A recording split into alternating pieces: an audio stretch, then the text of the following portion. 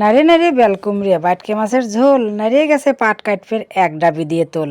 এগুলি হচ্ছে গ্রাম অঞ্চলের প্রবাদ বাক্য, মানে নাড়িয়ে মাথা চারিয়ে না, চাবি দিলে ঘোরে না, এরকম অনেক ছিল। ছোটবেলায় কারো মাথা নাড়িয়ে দেখলেই এগুলি কওয়া শুরু করে দিছি। তবে কথা হচ্ছে, যে মাছটা দেখালাম শুরুতে, ওই মাছ হচ্ছে নাকি বাইটকে মাছ।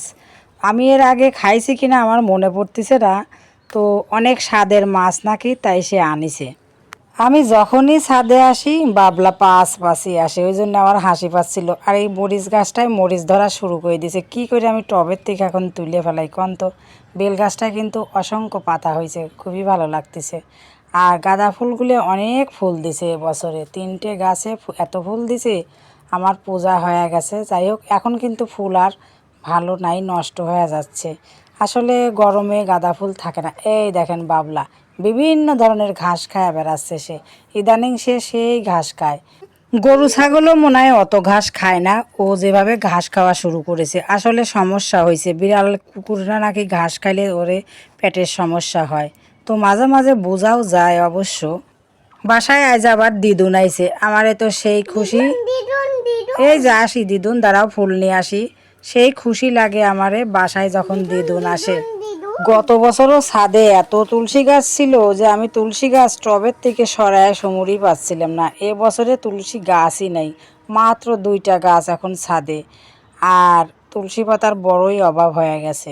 মাছগুলিকেও খাবার দিয়ে দিলাম, এবার পূজা টুজা সারিয়া রান্না করার পালা। ওই সেই বাইটকে মাছ। বাটকি মাছ কিন্তু আসলেও সেই স্বাদের মাছ, ভালো লাগছে খুবই। তো আমি আলু আর বেগুন দিয়ে রান্না করছিলাম, একটু লাল লাল করে ভেজে নিয়ে, খুবই ভালো লাগছিল। মাছের চেহারা শুরুর দেখে তো আমি তো মনে করেছিলাম অনেক কাঁটা হবি এই মাছে, কিন্তু না, অতটাও কাঁটা নাই। যেরকম বাটা মাছের প্রচুর কাঁটা থাকে না, ওই রকম ভাবিছিলাম। বাসা মাছ ফেসে মাছ কাঁটা বেশি থাকে, আমি ওই রকমই ভাবিছিলাম। দেখতেও কিন্তু কিছুটা বাটা মাছের মতোই, যার জন্যেই আমার এই ভাবা। আপনাদের দাদা তো খাইতে বসে করছিল, মাছটা আমাকে জোর করেই চাপা দিছিল।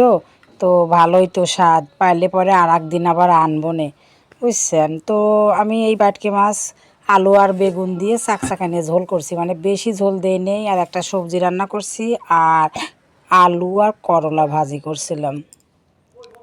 এই দিকে আমার দিদুন শোনা মাটি দেখে নাড়েও না, মায়েক ভয় পায়, বাবাক ভয় পায়, আবার কিন্তু ঠিক বসে বসে মাটির দলা নাড়তেছে। বৌদি ভাই দিদুনের জন্য মিষ্টি আনিছিল, আমিও ভাগ পাইছি একটা। তো আমি আর দিদুন এখন মিষ্টি খাই। কি কন? ভিডিও তো শেষের দিকে অনেক কথাই কওয়ার ছিল, কওয়াই হইলো না, বুঝছেন। অন্য ভিডিওতে